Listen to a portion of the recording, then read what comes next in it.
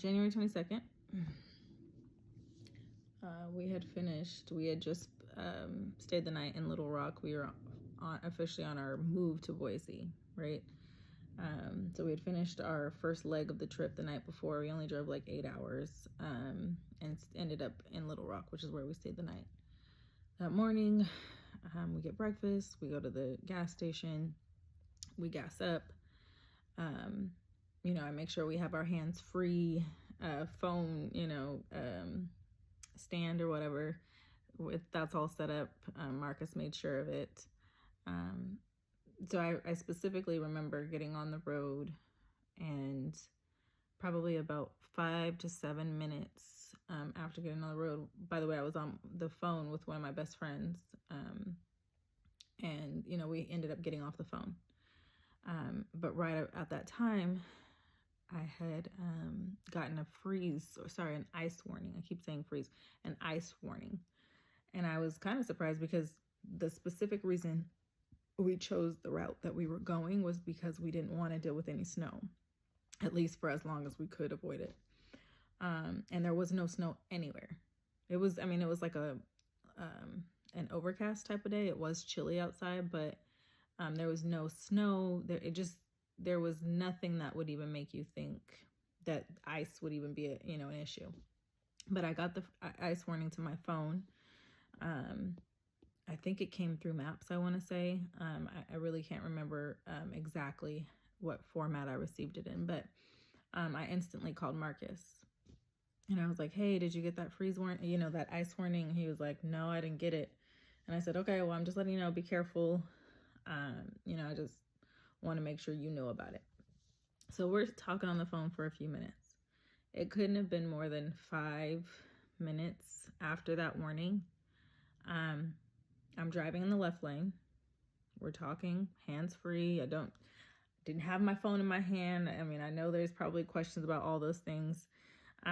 Because we were already taking such a long drive, there was no way I was going to put us at risk anyways, by not being safe with my phone. Plus there's cops everywhere. So, that was already set up.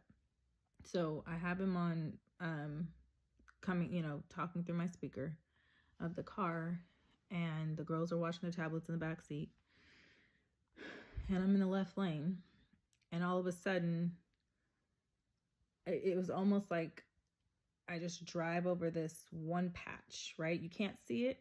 It was black ice. Now, obviously I know that now, but I didn't at the time because I didn't see anything.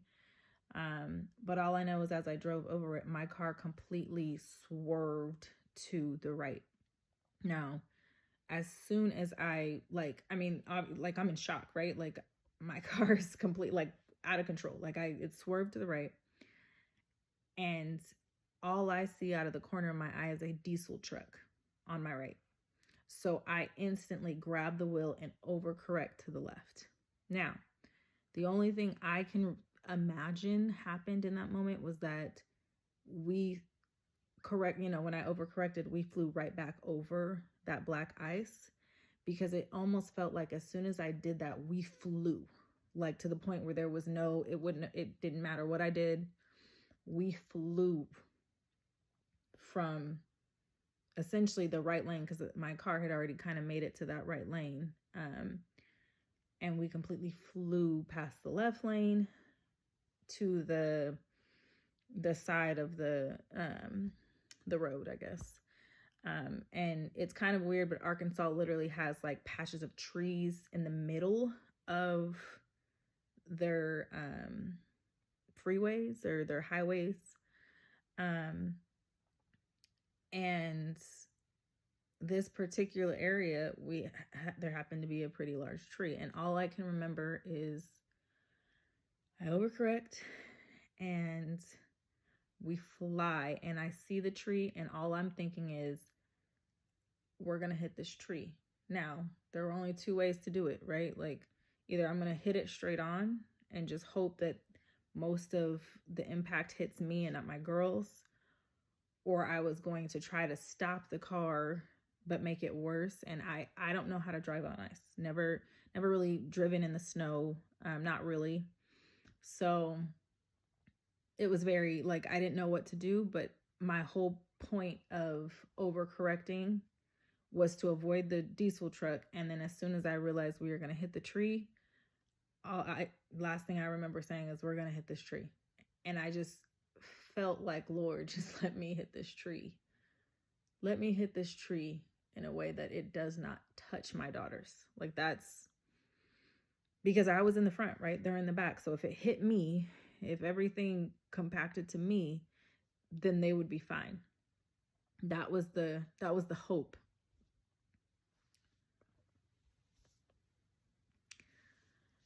So we hit the tree. And when we hit it, I can't understand it to this day. I can't understand it to this day, but I just remember hitting the tree and almost feeling like the car spins, right? Like, and I don't know what happened because I can't see anything. I just know we're rolling in this car. And I'm screaming. I don't even hear the girls. They're not saying anything, at least from my memory. I just hear myself, right? Like, I'm screaming, I'm in shock. And it felt like such a long period of time before the car actually stopped moving. And in that moment, I'm almost in shock because I expected that impact to be the last thing, like, I saw or felt, or, I didn't know that there would be more past that for me. So,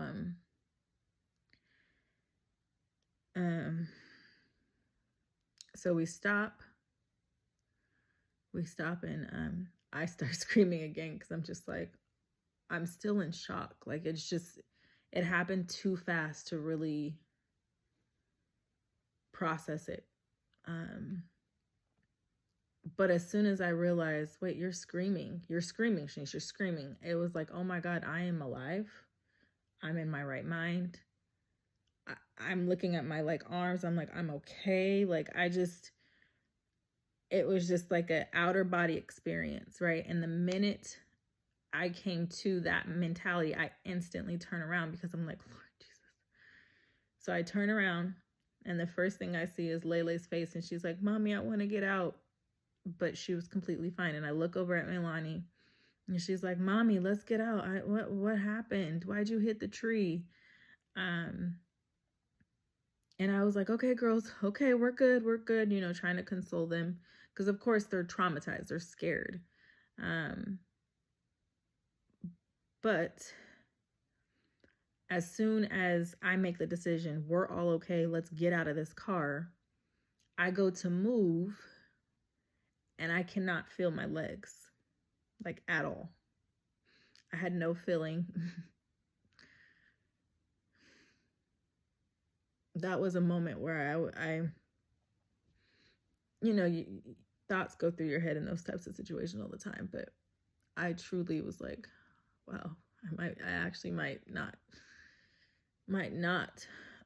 be able to move my legs. Like, I might actually be paralyzed. Like, that was just an initial thought because I've never been able to not feel my legs before. Like, when I say feel them, it was like they weren't there. So I realized that I'm stuck. I'm not able to get out. And then when I kind of look around, I'm looking like, oh my gosh, the car is sitting on my legs. Like, I don't have the ability, even if I could move my legs or could feel them, I can't actually get out of this car. As I am kind of processing this all in my mind, there's a young guy who had stopped and pulled over because he saw the accident. And I guess there was another guy either with him or he also stopped. I don't know. All I know is two guys come running over and they were, are you okay? We saw the accident. What can we do? And I just, I start yelling, my daughters, get my daughters. And then all of a sudden I see Marcus, because the important thing is, again, I told you guys before, I had just called Marcus right before I ran over that ice on the black ice. So he was on the phone when we swerved out of control, and he heard my screams. He heard my screams. Sorry. So as soon as the phone went dead, he was only like 2 miles behind us. He sped up to get to us because he knew something happened. He didn't know what, because he didn't hear everything. My phone had flown out of the window. But he heard the initial. So at this point, I'm sitting in the car. I realize I can't get out. The girls are in the back. They're scared. And I'm trying to talk to these guys, like, get my girls out, get my girls out. Marcus runs up, and I reassure him, babe, I'm okay. The girls are okay. Just get the girls out the car. So they break our back window because the doors, you guys saw the picture. There's really no other way to explain it. The doors were jammed. Not really, they didn't even look like doors anymore. So they literally broke the only window that we really had that wouldn't harm them. So they broke the hatch window. And luckily these guys were smaller than Marcus, so they were able to climb in the car and get both of them out. I just remember that moment. Like, I was so thankful. Whew, my goodness. To replay that.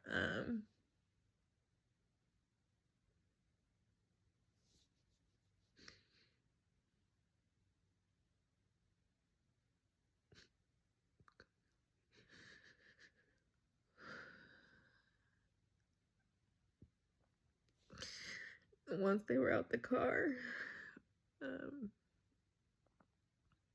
at this point there are some cops already on the scene, and ambulance was on their way, but I kind of yelled to my husband and the guys that were there to help, and the cop, obviously he's standing there trying to talk to Marcus and figure out like how all this happened. And I just remember saying, God saved us. He saved us, and I don't know why, but he did.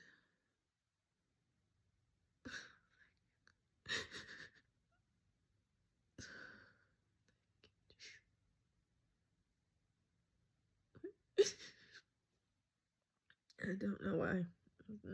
Still to this day, I'm trying to figure that one out. But so at this point, I'm talking myself through. My girls are no longer in the car. It's just me. And the cop is there, and I tell him, I am stuck. You guys need to make sure that the ambulance brings the jaws, because I already knew I can't feel my legs. So I'm definitely not walking out of this car, but I'm also stuck under it. And anytime I tried to push, because at one point I literally tried to push the car, like the front of the dashboard, because it's sitting on my legs.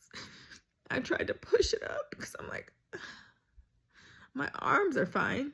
Maybe I can do something and not have to wait on these people to come,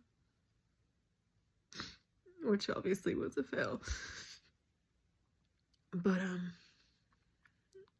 yeah, I did that, and then I realized I can't. And at this point, the first ambulance comes on site, and they're doing everything they need to do. They're talking me through. They're making sure that I have an IV in. And at this point, I'm so cold. And I didn't know it then, but now I understand.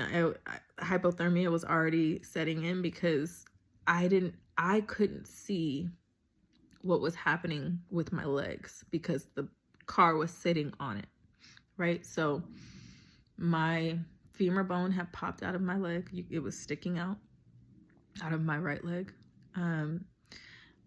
The rest of my bones were broken and shattered in both legs. But of course, I didn't feel this because it happened in the actual crash. So the shock of everything really saved me. And I'm so thankful to God for saving me from that level of pain and realizing that I was in that much pain. The only thing I felt was cold the whole time. It was like a next level type of cold. Like, I couldn't get warm enough. I asked Marcus to put a blanket on my legs because at this point, with the way the car was hit the tree, the engine flew out. So the engine was sitting on the side of the car.